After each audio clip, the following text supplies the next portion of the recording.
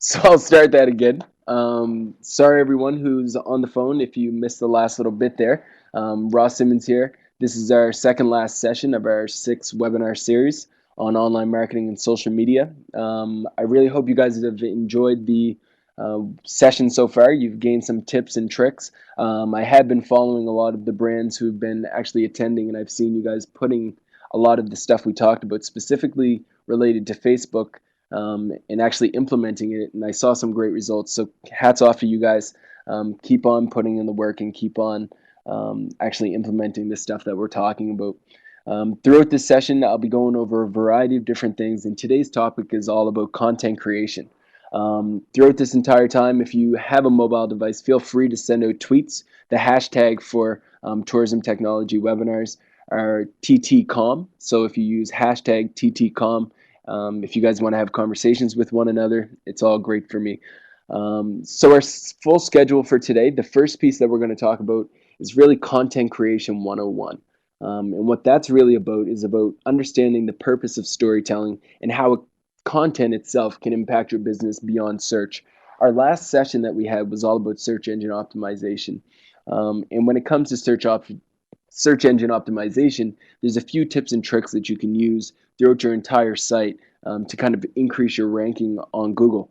But what a lot of people don't know is that one of the most easy and most convenient and most successful ways of increasing your rankings on Google is through blogging. And I think that that's something that I cannot reiterate enough. If there's any tactic that I would recommend every business doing, it would definitely be creating content. So we're going to dive into that a little bit. And our first session, again, it all ties back to that story. Our first session, we talked about storytelling and how you can tell your story through online media to really find success. And I'm just going to reiterate that very quickly. Beyond that, we're going to talk about what goes into a blog, the art and science of content creation. How can you tell that story through your blog, and how can you sell that story through your blog effectively? Beyond that, we're going to get into some strategies. So, what are some things that you can do that will allow your blog to kind of reach success? What are some things that you need to keep in mind if you're trying to increase the amount of visits coming to your site? Because there's nothing worse than creating a great blog post and nobody actually reading it. So, how can you get your blog post out there? How can you have your story told on a variety of different networks so consumers can find that? Before I dive in, just a quick background on myself and some of the blogging that I've done in the past. I've been blogging since I was a wee tot.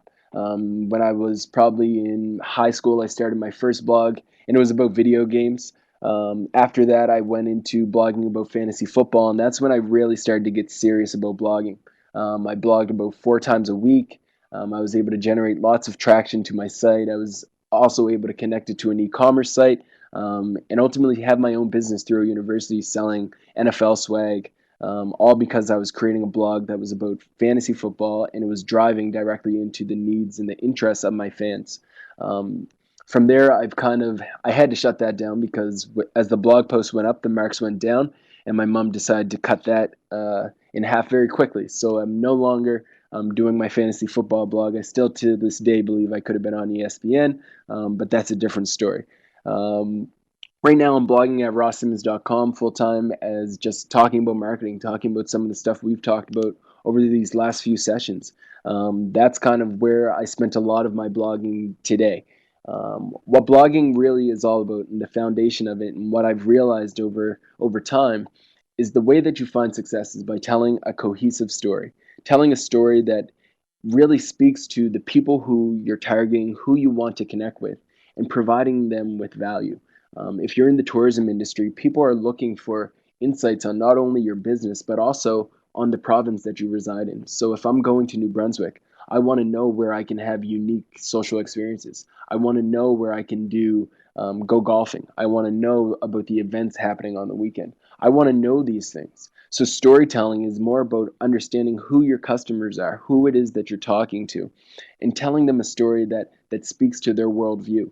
If I'm somebody who's interested in genealogy, and that's who your target audience is, you're going to want to write content and create stories that they would find interesting.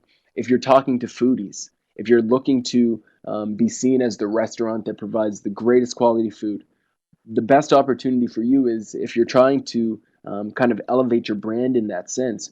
Start interviewing chefs, talk to your chefs, take pictures of your food, share that content. It's all about telling your story. Storytelling is no longer just for bedtime and getting this little baby to go to bed. It's now for your business. It's storytelling is all about telling a cohesive story about your business and allowing that story to connect with the consumer on a personal level so they want to leverage your brand and share that story for you. That's the power of blogging, and that's why it can be so successful for you. So we talked about it for a while about the importance of storytelling. Nowadays, when getting anyone to pay attention to your message, it's becoming harder than getting a teenager off of Facebook.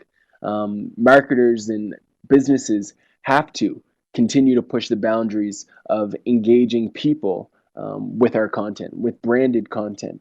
And while there's a variety of new forms of media coming out in a variety of different ways that we can connect with consumers, whether it's Pinterest, Tumblr, LinkedIn, all of Instagram, all of these channels, as all of these emerging platforms kind of develop, the hottest trend right now and probably the most successful is the ancient art of storytelling. That's what we need to focus on. Focus on crafting a compelling story that you can tell across a variety of different channels. If you can create that on a blog and then share it on a variety of different networks, you'll find success because you're able to take control of your story and let the consumers tell it for you.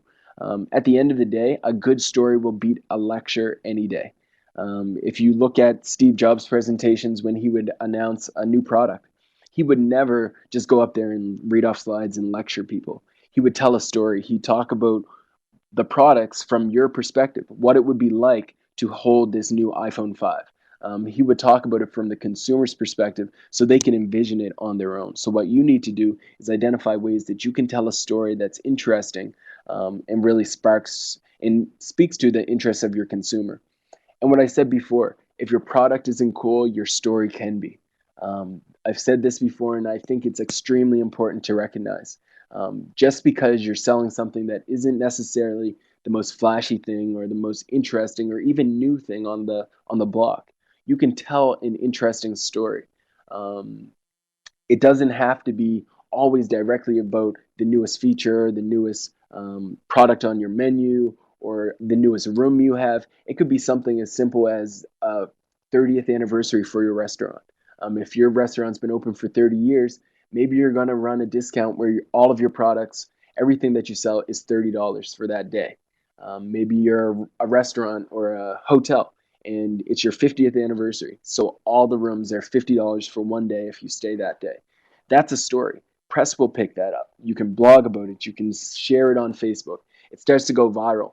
And sure, it might not have a huge return on your bottom line because you're discounting your rooms, but because you've done something so compelling and so interesting, it's worth talking about. People will share that, and it's all because you decided to think outside of the box and make your story cool rather than your product itself. So think about how you can craft a story about your business that can go to media, to go to Facebook, and how you can craft up a story that people will think is actually worth sharing. Now, before we get into that, the other most important piece that I want to reiterate is that you have to touch up your home base. This is something that a lot of organizations are having trouble with in terms of making sure that the experience that I have online resembles that in person. Um, a lot of organizations, when you walk into their hotel, when you walk into their restaurant, when you walk into their organization, you see something beautiful. It's an amazing experience. The customers are happy, everyone's enjoying it, the staff is amazing. But then when you go on their site, you see something completely different. You're seeing something that's unprofessional, something that's broken, an e commerce section that doesn't actually work, a menu that I can't actually read, I can't see online, I have to download a huge PDF, I can't access it on my mobile phone. All of these things are important if you want to have a user experience that tells an effective story. So think about your personal website, think about your home base as being the first place and the first time someone will see your organization, because oftentimes it really is. People will see your website before they actually see the inside of your restaurant, before they talk to your employees. Because at the end of the day, guys, first impressions matter. When a consumer is making that purchasing decision, they're going to TripAdvisor, they're going to Twitter, they're going to all of these social networks to get recommendations. But if they come to your website and they see something that is ugly and not professional, they're probably going to go somewhere else. They're probably going to take the chance at going somewhere else because they say, "Hey, maybe these guys aren't as good as they kind of put on TripAdvisor because they're not willing to put in that investment into their site." If their website looks like this, I wonder how they'll treat their customers. You have to recognize that first impressions matter. Make sure that your first impression that you're giving to people is a great one, because this is where you're going to create your content. This is where you're going to develop content that's going to be worth sharing, where your story starts to be told. A lot of people ask, do I have to blog on my own website? Should I blog on Facebook? Should I blog on Tumblr? I'm always a fan of blogging on your own land, something that you own. Before you create a single piece of content, think about where that content will live and how the audiences will get to it. If you have a blog and your company's name is, I don't know, AB Restaurant, you want to have a section at abrestaurant.com that is your blog. So abrestaurant.com/blog. That should be the URL driving to your blog. You need to have the blog connected to your site because that's how you increase the search ranking for your entire site. If you don't do that, if it's not connected to one another, then you have two sites that are kind of competing with one another. So you want to have them connected as much as possible. Effective content marketing takes work. You'll need energy. You'll need to take thought and time to create this compelling, interesting content. And you need to have that content live on a domain that you control. You want to use it on a platform that you know will be there. Um, I don't know, 10 years from now, 5 years from now. Facebook, Twitter, Google Plus, all of these things are places where you could blog and you can create a lot of content. But where is that content going to be 5 years from now?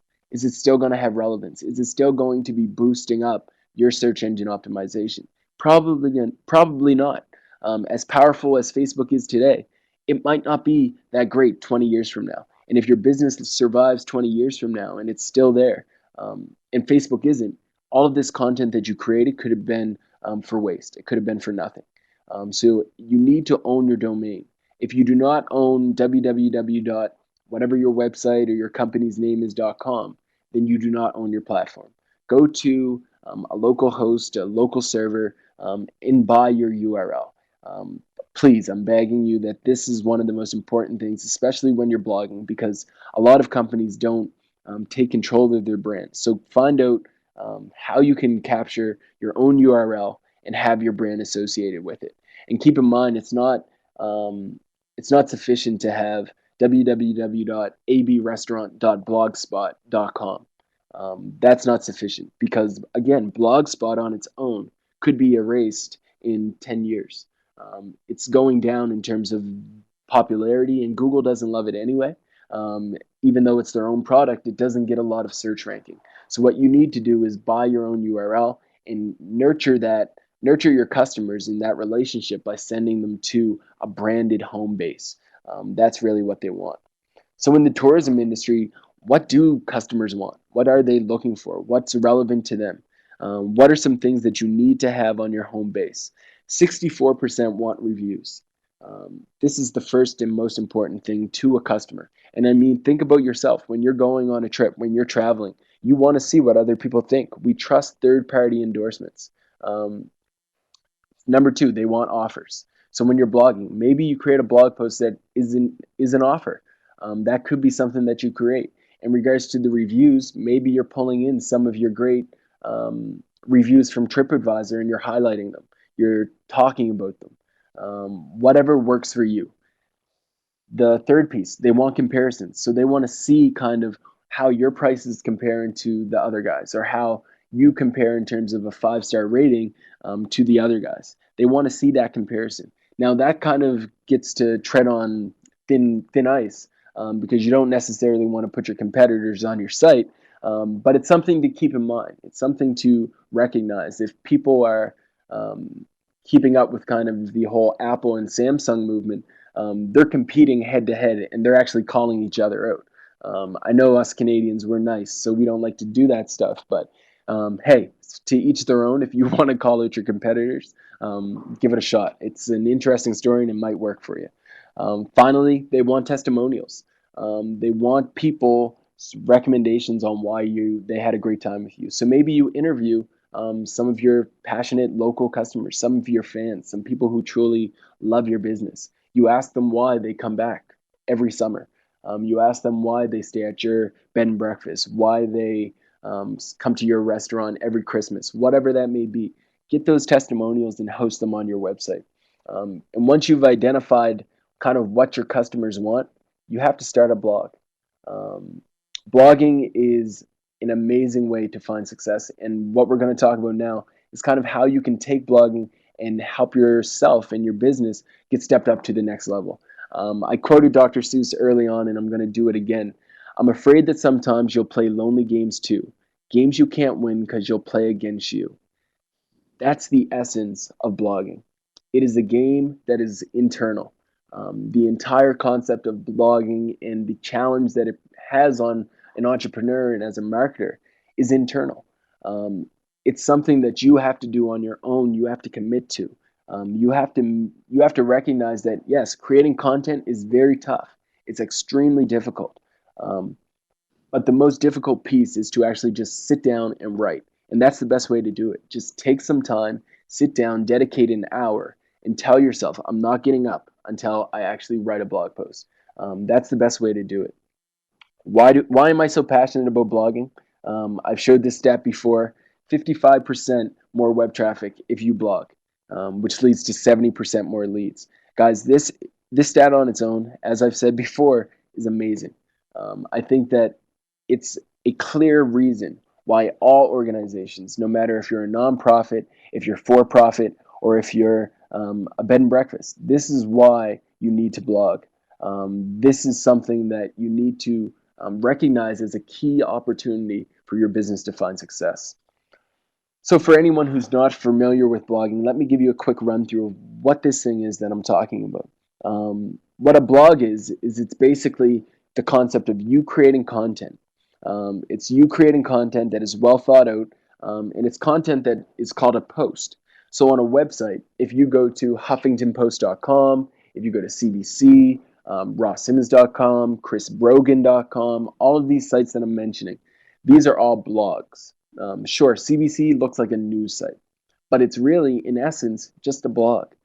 Every article that you would see on CBC for your business would be called a blog post. That's all it is. So whenever they create a new story and they publish it, it's acting similar to a blog would, except it's called an article rather than a blog post itself.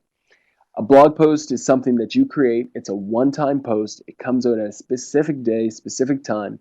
Once you share it, it's a block of content that could include images, text, whatever, and it starts to show up on your site in chronological order, like you're seeing here. Um, when I talk about writing blog posts, I always try to ensure that people understand the concept of creating compelling or remarkable content. So, what does that mean? Writing a compelling post is very simple. If you want to write a compelling post, if you want to create content that is compelling, all you have to do is write something that's interesting, top of mind, and that is related to your consumer's worldview. An example of something that would be a compelling post would be how to have a great vacation in Nova Scotia for cheap. That's something that's compelling, it's interesting, and the title on its own is worth clicking. It's worth clicking because, okay, I have a plan to go to Nova Scotia, and of course I want to have a great vacation if it's cheap. So it's something that's compelling and interesting. If you're creating that content and you're a tourism operator, people are going to start sharing that because they think that their friends will find it interesting. So create that content, have links, have images, have videos included. All of this combined will create a compelling post. The next step, and the other type of post, is something that's remarkable. And this is the type of post that is extremely difficult, but it's something that can pay off huge in the long run. Let's focus on that word for a second, remarkable. So let's take it syllables for syllable. Remarkable. So what does that mean? Remarkable. It's content needs to be worth making a remark about.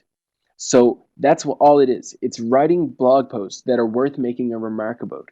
If you can create something that's worth talking about, that gets people talking, it could be as easy as ending a blog post with a question that says, "What do you think?" Or maybe you write something that's a little controversial. Who knows? Whatever approach you take, if you can create a content or a piece of content or a blog post that is worth making a remark about, you'll start to develop this thing called a conversation. And a conversation is why we're doing this, because a conversation allows you to develop a deep relationship with your customers. And then as that conversation starts to happen and you're developing that deep level of trust and loyalty, um, it's similar to the whole concept um, of sending out a Christmas card once a year. You're building a deep relationship with your customers. If you're able to build that relationship, if you're able to connect with them, you'll start to develop this thing called a community. And that's where the magic starts to happen. When a community starts to be developed on your blog, you really start to see your true fans come to life. You start to see your fans who you have now start to engage on these channels. And as a result, as that engagement starts to happen, as that conversation takes off, new people start to jump into that conversation and a true community starts to develop all around your brand, which is huge because it means that you've developed a little mini army of marketers to go out and talk for you. They'll be on Facebook sharing your content. They'll be on Twitter tweeting about you. They'll be sharing your stuff on Pinterest and on channels that you may not have the time to actually put your own resources behind. And all of this leads to this kind of idea of expertise or thought leadership, where you're seen as the person who knows it all in regards to Nova Scotia or New Brunswick or PEI, which is great. So this is what blogging is, and this is what blogging can do for you. The reason why blogging is so important is because it's the landscape of a significant shift in the way that marketers can communicate. I mean, before, anytime that you wanted to get your message out there, the only way to do it was to pitch a journalist, pitch a reporter. In today's world, you can take control of your message completely and have it read by hundreds and thousands and millions of people by simply creating a compelling piece of content that tells your brand story. You don't have to buy a huge ad to tell a compelling story. All you have to do is recognize what your consumers are interested in, write that content, and make sure that it's worth sharing. And that's how you'll find success. So how do you blog? I believe that there's two approaches to blogging. You can either go according to a plan or just simply write when you're inspired. My approach is to do a mix of both. Set up a plan, but also write when you're inspired. There's going to be times where you're just sitting at home, you're watching TV, something happens on, I don't know, the X Factor, and it's something that could tie well into your business story. It could tie well into your organization's story. You're inspired, so write about it. Even if you're just writing notes. And then when I say according to plan, I'm talking about this thing called content planning. And this is something that I believe everyone needs to do. Don't get excited at the end of this session and say, I'm going to start up a blog and I'm going to write tomorrow. Don't do it. If you already have a blog established and it's kind of dead and nobody's reading your content and you haven't written a blog post in a few months, don't get excited either. Don't start blogging as soon as this session's over. What I want you to do is I want you to take a Word document or take an Excel spreadsheet or buy one of these desk calendars and write out specifically for the next 4 months or 5 months what content you think you can write about over the next few weeks or over the next few months. And don't start it right away. Start your calendar for Halloween. What blog post can you start writing today that you can publish on Halloween or the week before Halloween? And make Halloween your focus. Talk about Halloween in your blog post. Talk about a story that relates to your business in regards to Halloween, whatever works for you. But planning is key. The worst thing that happens, and it's something that has probably happened to a lot of you, and heck, it's happened to me. You get excited about blogging about something new and entertaining, but then after 5 blog posts, you run out of ideas. What you need to do is be so passionate about your business and your concept that you have 5 months worth of content to write. You can write 2 blog posts a month. You can write content on a regular basis, and you can plan for it well in advance. And once you've done that, you can also mix that with the concept of being inspired. So sure, you've planned for 2 blog posts a month, but there's also going to be those days where you've actually just had this sudden urge and this sudden idea that you've written down in your notebook. You've written it down in your notebook, and it's something that you want to bring to life. You've come up with this concept, you've come up with this idea, and you just write it. You just create this new post that wasn't according to that plan that you developed, but it's something that you know your consumers will be interested in. And that's what you need to do. I mean, there's that viral video. I don't know if anybody else is staying up with the nerdy stuff like me, but Gangnam Style. It's a YouTube video that is going crazy, and it's out of South Korea. But if something like that happens and you blog about it or you share it on your blog and you write um, something about AB restaurant style and your employees are embracing it or they're doing a dance, whatever, if you can leverage something that is topical and top of mind and write a blog post about it, those are things that generate traction very quickly. When I talk about blogging, there's also this concept that I've developed that I call the 3 E's. And the 3 E's are what you should build your foundation on when you're creating content. Ask yourself before you write any posts, before you publish any post, does it do any of these 3 things? Does it educate the consumer? Does it engage them? Or does it entertain them?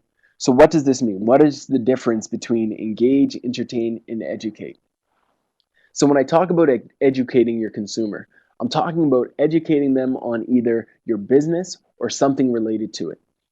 This website is a tea company out of San Francisco, Tea Salvatore's, and what they do is they create educational content about tea. So, for example, they have a how-to section. So in this section, it talks about how to steep your green tea to perfection. They have educational content about the origins of tea. So it's educating consumers on their product and allowing them to be seen as an expert. If I go to San Francisco and I want a tea, these are the guys I'm going to see because they're creating content that's educating me about it. And I know, or at least I think because of this, that they would know more about tea than anybody else. So if you have a specialty item, if you have great steaks, create content about the difference between a medium well, a rare, a blue rare, all of that stuff.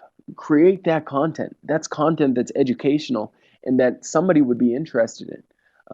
If you're in PEI, talk about the amazing golf courses that you guys have. Educate people on golf courses. Educate people on anything that you have that consumers would find interesting. The next piece is engage. So, what's engage about? Engage is really about sparking that remarkable content. That content that will have people interested in want to have a conversation back and forth with you. So it's creating content that might even have a video in it. So maybe I have to press play. As soon as I press play, my level of engagement has increased because I'm no longer just reading text. I'm now engaged into your video. I'm consuming your audio, and I'm diving into this thing on a deeper level than I was before. The next piece is entertain. So what you can see over on the left is that this company also does this thing called tea porn. Now, tea porn to me is kind of weird. I never heard of it. I didn't know what it was, but then I clicked it and I realized that what tea porn is basically they take a tea bag, they rip it open, and they pour out the leaves, and people watch it. I don't get it. I don't understand it, but people who are obsessed with tea love this stuff. If you go on YouTube, there's tons of people who are just looking at tea and looking at leaves and the little pieces within it and just like in awe. So if you can find something where people are really obsessed and interested in, you can come up with your own type of tea porn. And it's not the first time and the only place that this stuff happens. If you do, I think with the iPhone 5, people actually recorded their reactions once they opened up an iPhone 5. So they pulled it out of the box, they recorded it, and they got like 20,000 views. People are crazy. So if you can create this content, if you can do stuff that's entertaining, by all means, do it. It's just furthering allowing you to tell your story through a compelling way. So do it. Educate, engage, and entertain your consumers, and you'll find success. But success won't happen overnight. One thing I need to reiterate is the importance of being patient. You have to be patient, guys. A lot of people will contact me a few weeks after my session and they'll say, Ross, I wrote 2 blog posts, but I'm not getting a lot of traction. Nothing's happening. Be patient, calm down, chill out. It takes time. In fact, it probably takes about 3 to 6 months before you start to see true results. But if you take the stuff that I'm talking about today and you actually do implement it, I promise you that you will find success from blogging. And if you don't, contact me personally and I'll give you an hour session one on one to tell you what you're doing wrong and what you can do to fix it. Because trust me, this stuff works. I've seen it work for tons and tons of clients, and content creation, without question, when you look back at that stat, it will drive profit, it will drive sales, and ultimately get more people interested in your business. The reason why you need to be patient is because it takes time to develop that community. We talked about the process of blogging, and if at the end it's all about community building, that's going to take time. You have to build those deep relationships with your readers. You have to speak to them when they respond, when they write a comment for you. You have to develop that relationship.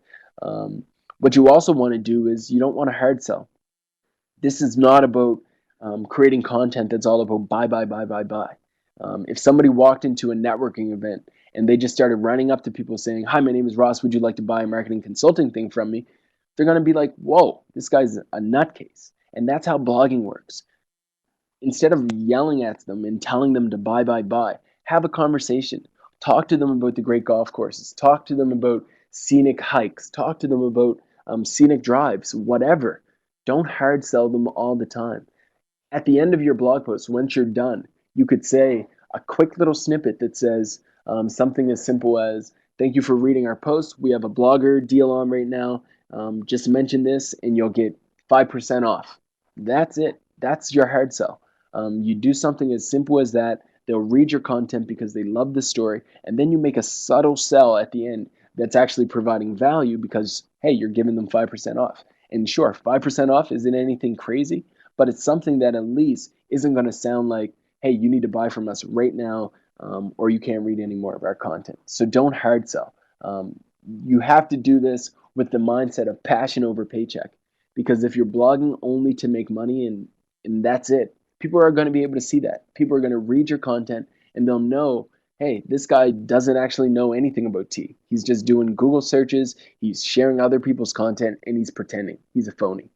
What you want to do is show that you're passionate about this stuff and you want consumers to know about your great province or about your great product, your great service. You want it to be passion based, because if it's not, it will discourage the viral nature of content. It's an immediate turnoff, and you need to ensure that it's shown through your content that it's passion over paycheck. And get involved. I mean, this isn't a slow cooker. You don't just chuck things in it and walk away. You don't want to disable your comments. You want people to be able to engage with you. You want people to have that conversation back and forth with you. Um, and if you do say something and somebody disagrees, or if somebody's saying, "No, I don't think that that's somewhere I should go. I don't like that game," you need to respond back and actually defend your reasoning, defend your thought.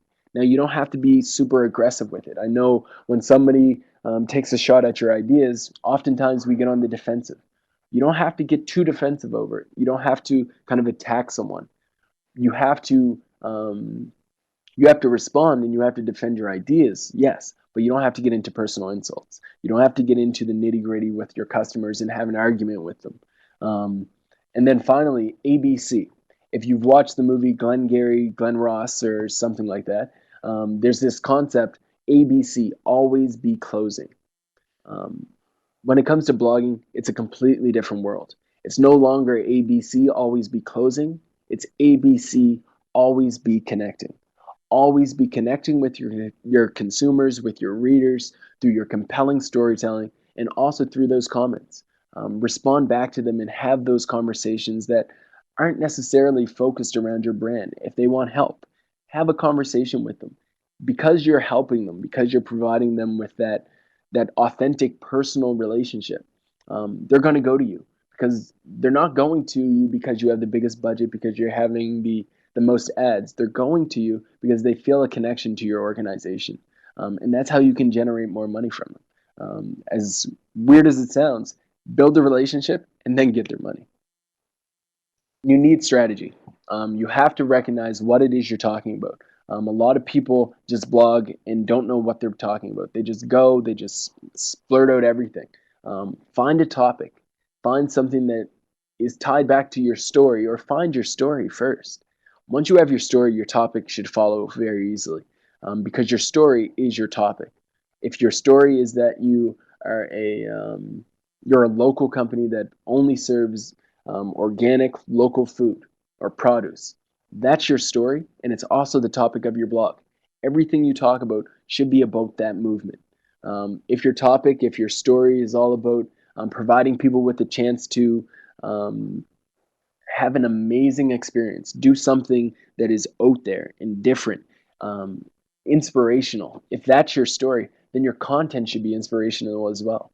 You need to write content that is inspirational and gets people excited. When it comes to frequency, this is something I often get asked, and it's how often do I have to blog? I know you guys are small business owners. I know you guys are running organizations, you're marketers, you have tons of things going on. You have to manage Facebook, Twitter, TripAdvisor.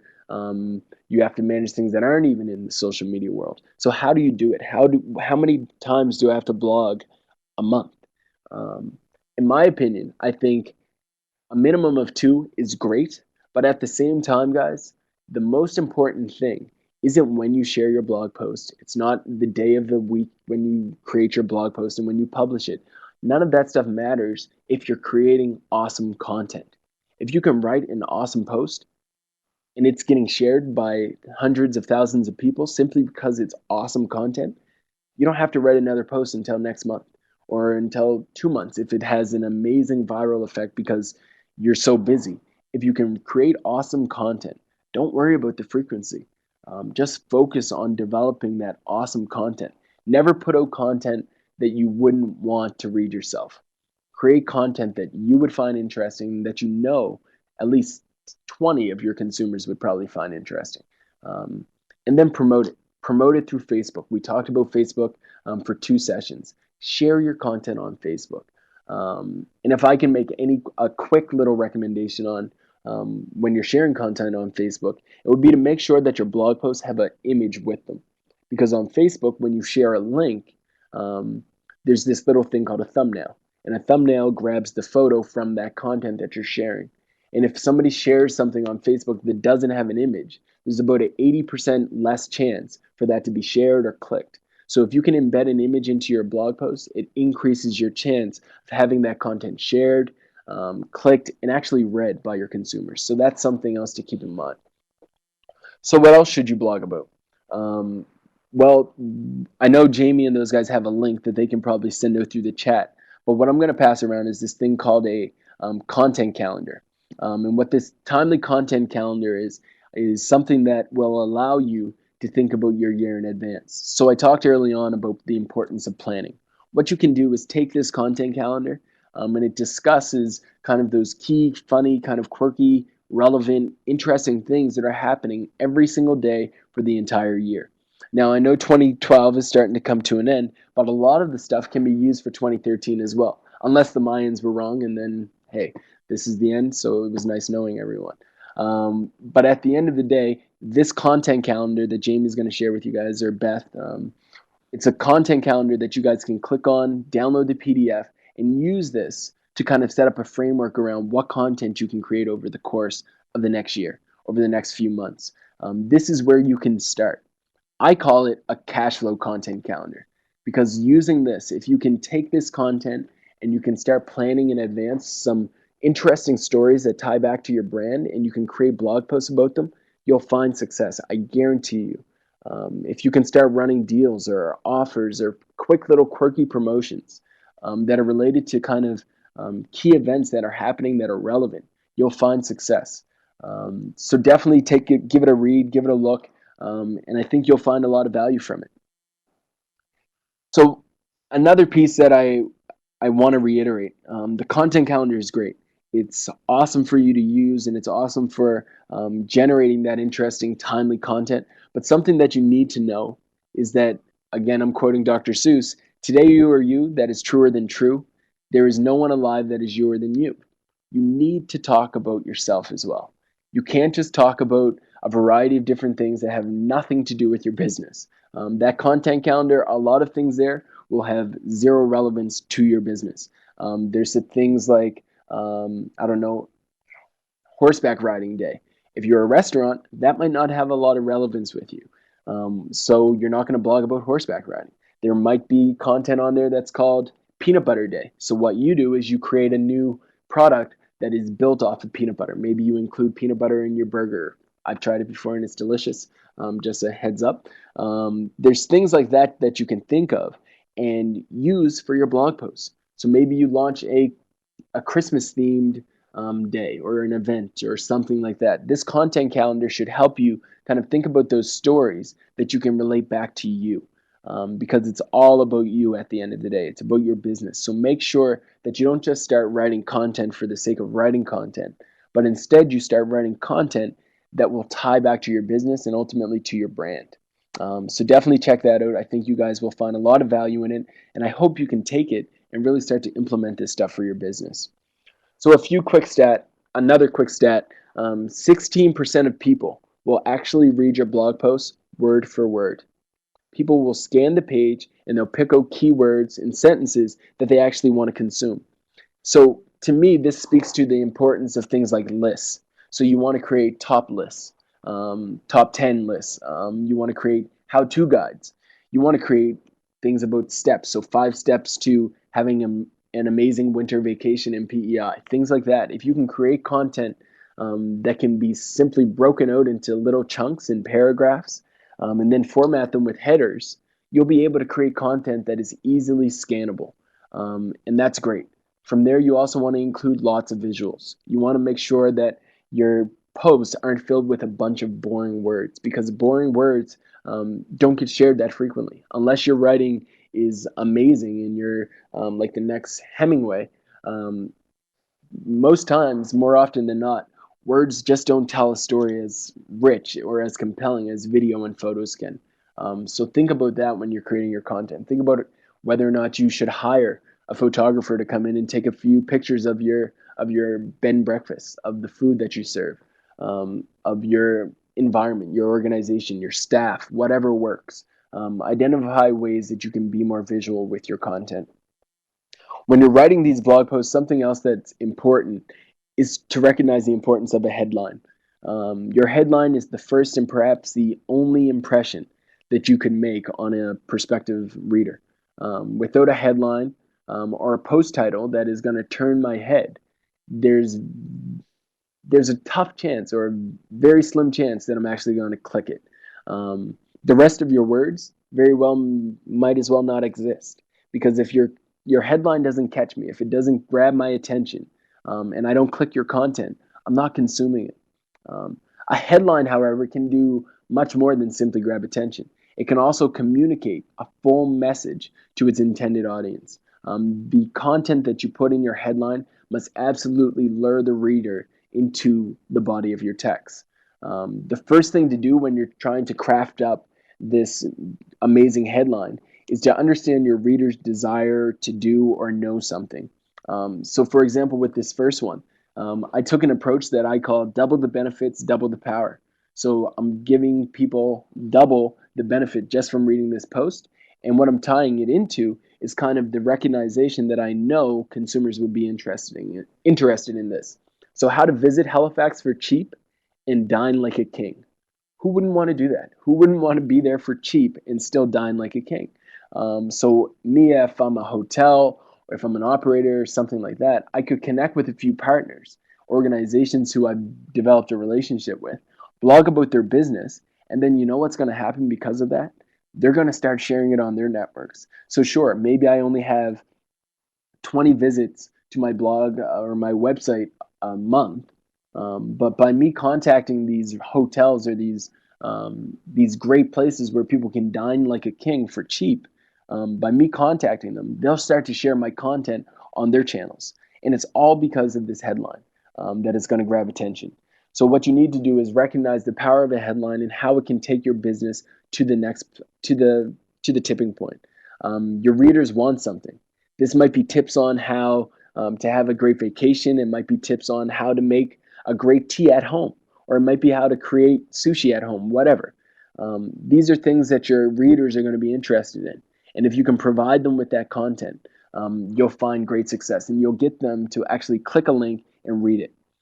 So, what are some easy ways that you can start your headline and start your post? How about you start by asking a question? These are some quick tips that you can use when you're writing your blog post that you can start it with. Ask a question. Opening your post with a question is a rhetorical device, hence the rhetorical question. It creates curiosity and it gets your readers thinking. And thinking always equals active engagement with your writing and with your story. And that's an amazing thing because it gets them engaged and it gets them thinking about, okay, yeah, that is something I would want. So start by asking a question. Second, how about starting with a quote? Maybe you can think of an amazing quote that directly relates to your business. Is there a quote that Chef Ramsay has about food? Is there something that will make people laugh or kind of establish the main point of your post immediately um, that will want them to keep on reading? A nice quote from a recognizable authority or a famous person can work wonders when trying to hold the attention for those quick open seconds of your blog post. Um, Third, analogies rock. I love analogies. I like to use them in the majority of my blog posts. Recently, I wrote a blog post about what fantasy football taught me about business. It's an analogy. I bring together the combination of football and business together using an analogy and making comparisons. Whether you're using analogies, metaphors, or similes, this is going back to English class in grade 12, these are great ways to capture your reader's attention. They're great way to kind of provoke that mental imagery that will allow them to tell the story to themselves, which is great. From there, what you also want to do is invoke the mind. So say things like picture this, or do you remember when, or imagine. Things like this start to spark the imagination for the consumer. And once that happens, they start to produce a mental image in their mind of what you're talking about, which is awesome. So invoke the mind, ask questions, think about starting your blog post with quotes, and definitely keep in mind the power of an analogy. So what goes into a great blog post? These are a few other, just we talked about a lot of these. A great headline. A great headline will get your content clicked and it will allow you to have your content spread very quickly. You want to create blog posts that are useful, that solves a problem. If I'm looking to dine like a king for cheap, create that content. It's solving a problem and it's amazing. I'll want to share it with my friends. And if you don't get likes and shares suddenly and Google doesn't like you, the thing to recognize is that if you've created something that is useful and that people actually care about, you'll start to see a shift in the amount of likes you're getting on a blog post, the amount of shares you're getting on a blog post, because the consumer will do the speaking for you. Um, Third, format your content to engage. You don't want to have an essay developed with 5,000 words, with no text, with no images, with no video, with no headers. That's simply essay after essay, paragraph after paragraph. You want to ensure that it's visual. You want to break it up into paragraphs. Think about those things like lists, how-to guides, take screenshots, images of of your food, whatever that may be. You want to make sure that the content that you're creating is compelling. You don't want it to just be text. I've written blog posts. I'll never forget one of my first blog posts that I wrote. I wrote it right after school, so I was used to writing essays, and I decided that I was going to write a blog post that was just like an essay. Nobody read it. Nobody cared about it because it was written in an unengaging way. You have to create content that is engaging and sparks people's interest. Finally, be moderately entertaining.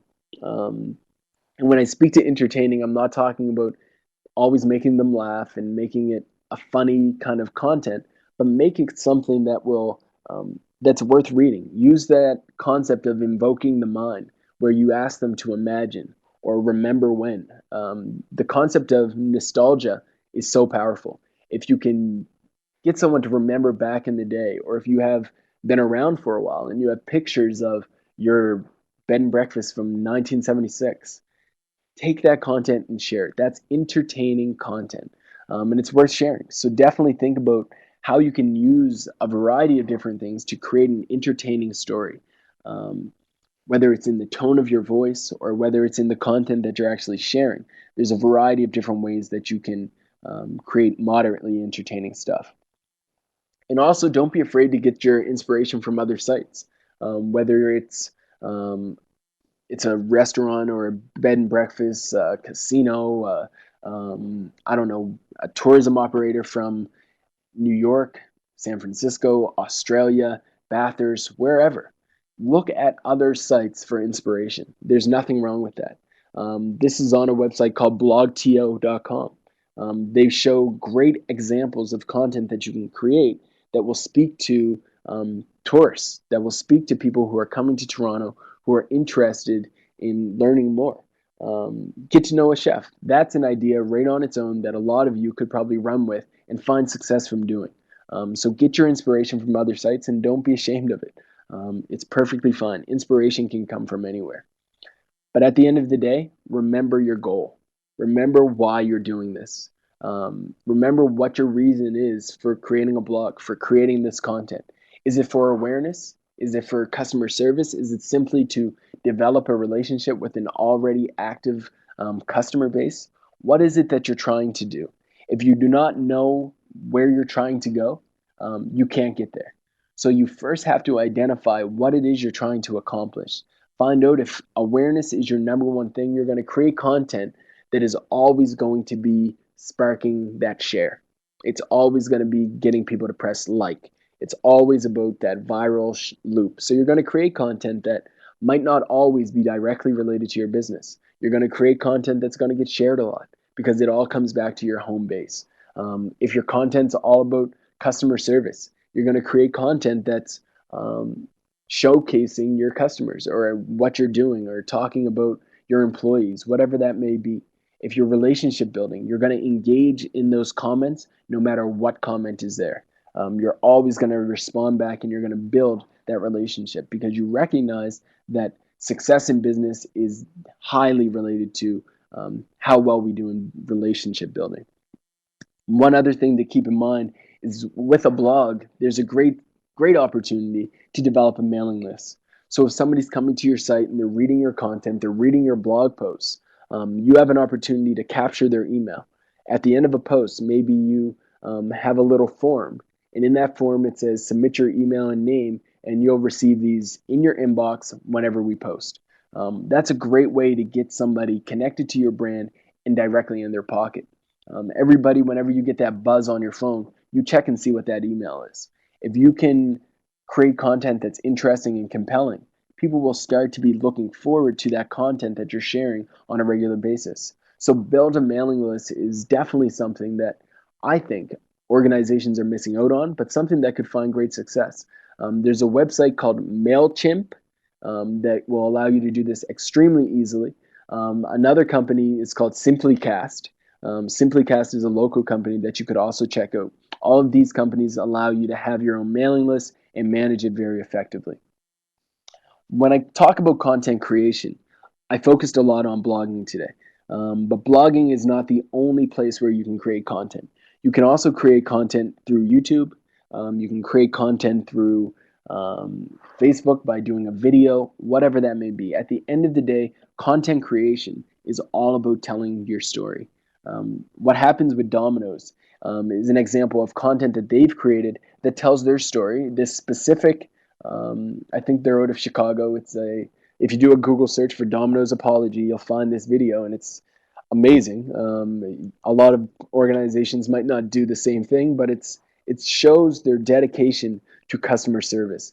This guy on the left, well, on the right, Junior, who's the kind of manager of Domino's at this location, he sent someone their pizza and it was cold. So what happened was the owner got a tweet and it said, "I received my pizza. It was cold. Um, I can't believe Domino's dropped the ball." So what does the owner do? He creates a YouTube video with Junior, the little guy over on the right. And in this video, they apologize to the person who sent the tweet. They tell them that they're going to deliver them more pizzas. They're going to host them a party if they want to. That they're extremely sorry, and it will never happen again. And that they love customer service. They're all about it, and it tells that story. So, what content can you create beyond just a blog post that will allow your story to be told? That's what you need to think about. And once you've done that, once you've identified how you can deepen that relationship, you'll start to find success. I've said this before and I'll say it again. Success in business is based on how successful we can be in forming those relationships. And how successful we are in forming those relationships is based on how well we communicate with one another. So if we can spark that content that's worth reading, if we can engage with people when they comment to us, we'll find those deep relationships that will allow us to find success. Um, Finally, a quick little cartoon that I came across earlier. Um, he was saying, do you have an idea for your project yet? He says, no, I'm waiting for inspiration. He says, you can't just turn on creativity like a faucet. You have to be in the right mood. What mood is that? Last minute panic. Guys, don't put this off until the last minute. Do your content planning in advance. Make sure that you're thinking about it beforehand. You're using that notebook. You have a content calendar in place, and you're developing that content that truly tells your story and will allow you to find success. Um, Finally, remember your goals, remember why you're doing it, but don't go jumping into it headfirst right away. Take the next 4 weeks, 5 weeks to plan, identify what your content plan is going to look like, and then instead of waiting and looking for inspiration, you'll be able to put in the perspiration to just put in the blood, sweat, and tears to actually make that compelling, interesting content. Thank you guys for listening. I hope you enjoyed this session. Looking forward to the next one, which will be focused all on TripAdvisor, and I have some great tips and tricks that I can share with you guys. Thanks again. Any questions? Happy to take them. Again, Ross, just fantastic information there. I know for me, content creation is the biggest roadblock. The rest of the tools are pretty intuitive. They're made to be known, but how do I come up with those fresh ideas? I depend on Beth Ashman. That's what I do. Anyway, Ross, I think Pat has an unanswered question there from PEI. Perfect. Let me just put this down and we'll get over there. Is it in the question and answer box? Yep. Okay, Q&A box is not working. Oh, Pat, You want me to read that? Yeah, Pat. should blog should blog be located within current website or should it be different site location with a link from website? Ideally, it should be all on the same website. That's the best approach and it's best practice. If you cannot do that because your CMS doesn't work that way, then having it link from your website to an external site will do the trick. But I always recommend that having a blog directly built into your site is the best approach. And the numbers support it. Having that content on your site increases your search ranking tremendously. Having it on an external site, you risk the opportunity of actually competing between your home base and your blog. But Denise from Newfoundland, can you talk about the length of blogs? Yes, definitely. Um, so for me, I don't think that the length of a blog really can be kind of set in stone. There's no cookie cutter kind of size of a blog post. Some people like long blog posts, some people like short blog posts. If you read Seth Godin or Seth Godin, I can't pronounce his name after all these years, he creates awesome content. His content is oftentimes very short, but it always gets hundreds and thousands and sometimes millions of shares simply because he's creating great content. So the length of the blog doesn't matter if you're creating awesome posts. You can create content that's 2 paragraphs and an image, but if your message is compelling and interesting, you can get hundreds and hundreds of shares. If you write an essay and it's detailed, it's amazing in your mind, but it's long, sometimes people just don't have time to read it. So it's more about the formatting, it's more about the message that you're creating, and ultimately that story that you're trying to tell. Kara, what if there are so many blogs in your area? Are they going to be as successful even if you do your homework? That's a great question. The key difference is making what separates you, what differentiates your business, what will make your story um, different than everybody else's. What can you tell? What content can you create that is really different from everyone else? I mean, everyone could be writing a blog post about Alexander Keith's birthday. Maybe you come up with a concept that takes that to the next level. What can you create that's unique and interesting um, that is worth sharing? I wrote a blog post a while back, and it was called 20 Great Places to Make Out in Halifax Before You Die. Something as simple, something as weird and unique as that got tons and tons of shares. It brought in, I think, over 500 visits in a day, just because I recognized something that would be interesting, kind of controversial, kind of tongue in cheek, and people were willing to share it. So it doesn't matter how many people you're competing with. All that really matters is creating that awesome content. Yes, you're right. Everyone does think about it. I think you really have to kind of just try to think outside of the box as much as possible. No worries. Thanks for the question. Does anyone else have any questions on content creation? Ross, Adam was asking a question there, or making an inquiry into the domain name. I don't know if you can follow it in the notes there. You posted a hotel last week that had a URL with keywords directly in that. How do we do that? Oh, that's when you, I think you're talking about the URL. So when you write a blog post, oftentimes the blog post itself will have kind of a bunch of numbers and characters that you don't actually want there. What I'm going to do now is I'll pull up my site, go into the backend, and quickly show you what the backend of WordPress looks like. Whoops. And then once you're here, I'll show you. So say, for example, I wanted to create a new post. If I create a post, let's just say it's 10 great places to have breakfast in Finland. If I created that post and I wrote about it, blah, blah, blah, you'll see here that there's this thing called a permalink. What you want to tell your developer or whoever's working on it to change your permalink to have the words that are in your title. So I would basically edit this. I'd say NL might not have anything to relevant, so I'll type in Newfoundland. So by pressing that, it'll actually have those keywords. I see that this is too long. I'd change it to great breakfast places or great breakfast Newfoundland. Something as simple as that.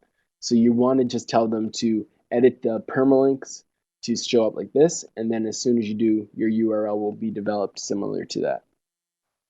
Hope that helps. Awesome. Where do you find out people have shared your post in WordPress blogging? I can see how many visitors, but do not know how many shared. Um, so there's two ways that you can go about that. You can either use Google Analytics to kind of see how much referral traffic you're getting from Facebook. That's one approach. It's not always a concrete approach. One thing that I do is I install a plugin called the Share Bar. And I can send around the link to it later on. But what I do is I use this because if I go to advertising, so for example, this is my post, top advertising books. I can see how many people have shared it all through this. So this is the share bar, and it tells me through a plugin how many people have shared my content. So you want to install these social plugins into your posts so you can see, one, how many people are sharing it, and two, because it makes it easier to share. All I have to do is press this, which I'm going to do right now, and it'll show up on LinkedIn. So more people can click it, and that's always good. See something from Cindy. I think it was, nope, it was answered. Yeah, Beth got that one.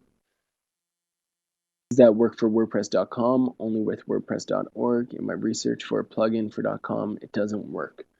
You are probably correct. If it's the free version of WordPress, you probably can't have a plugin. That's why I think I always recommend that you use the WordPress that allows you full control over the back end of your site.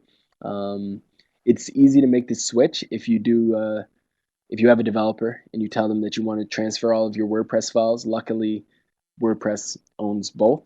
They can make the switch for you, and it's like, I don't know, not a lot of money for the quick change. Okay, so yeah, if you've purchased your domain name, it should be easy to switch it over and get those plugins installed. Just connect with your developer, whoever set that up, and it shouldn't be shouldn't be a headache for you. And Nancy wants to know if there's a cost for those plugins. No, all plugins are free. Let me see if I can find ShareBear real quick. Here it is here. It's got close to 5 stars. It's free to use. You basically just do a search on Google, download it, and it'll go into your WordPress. That answers the question from Destination Labrador. It is WordPress.org. I'll share the URL for you. There you go. Are we missing any questions? Any other questions? Yes, in the question box. Let's see what we got. Oh, sorry about that, Pat. Should blog be located? Oh, I answered this one, but I'll reiterate it again. The blog should be located within your current website. But if it's, oh, you added another one? Okay, just making sure. I'm using WordPress, my website, and posts as well as pages for property descriptions. To have a blog, would I create a post called Sandpiper Blog and then add content to that on a regular basis? Just going to read it one more time so I make sure I'm clear. My website and posts as well as pages for property descriptions, etc. To have a blog, would I create one post called and then add? No. Okay. So what you would do is instead of just creating a post and adding ongoing content to that one post, you'd create multiple posts. So like I do here, anytime I want to create a new post that goes into my blog, I create a post. The pages are what you want to create for an About Me section, for a description section, all of that stuff. The posts are where you start to create your blog content itself. And if you have a website that's built through something similar to this, there's these things called categories. And oftentimes, if your developer has built it so your posts go into different sections, you can check off the category as a blog, and they'll all filter into one section of your website. So what you want to do is create multiple posts for that ongoing blog section of your site and have pages as content that will be static.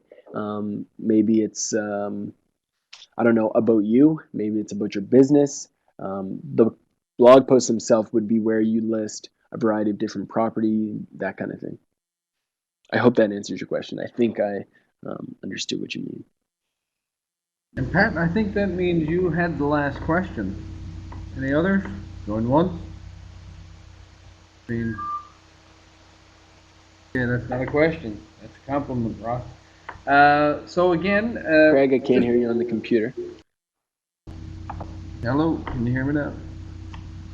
I can. Again, just a reminder that if you want to get in charge of your technology plan, give one of the TRCs a call. We do the one-on-one mentoring sessions.